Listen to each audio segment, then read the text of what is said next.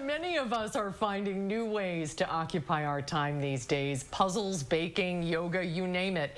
And many have added a new member to their household, like you, Mark, for some companionship on four legs. With a new pet comes new responsibilities, which is why Consumer Reports has some advice for first-time pet parents.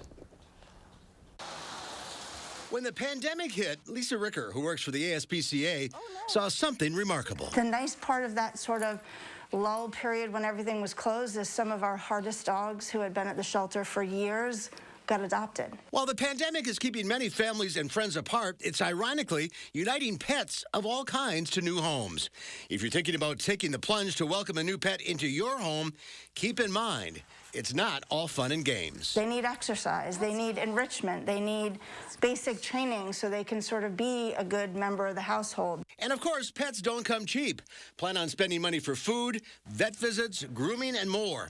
For example, in just the first year, dog owners will spend an average of $1,459, and cat owners will shell out $1,174.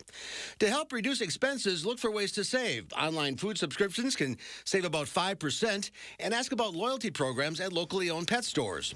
When it comes to the vet, pet insurance might help, but know what it covers and what it doesn't before you enroll. When CR analyzed pet insurance coverage for cats and dogs, it found that the cost could be worth it if the pet gets a serious illness or injury.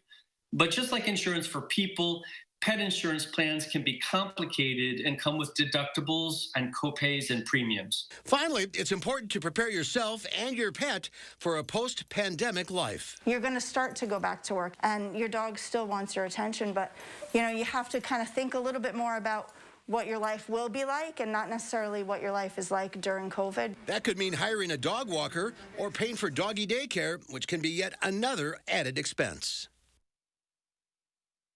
You can help your pet adjust to a new routine by gradually beginning to mimic what your pet's schedule will look like on a normal work or school day, like spending a few hours at a time in a separate room. And Mark, we need a picture of your new puppy. Yes, okay, we'll do it next week.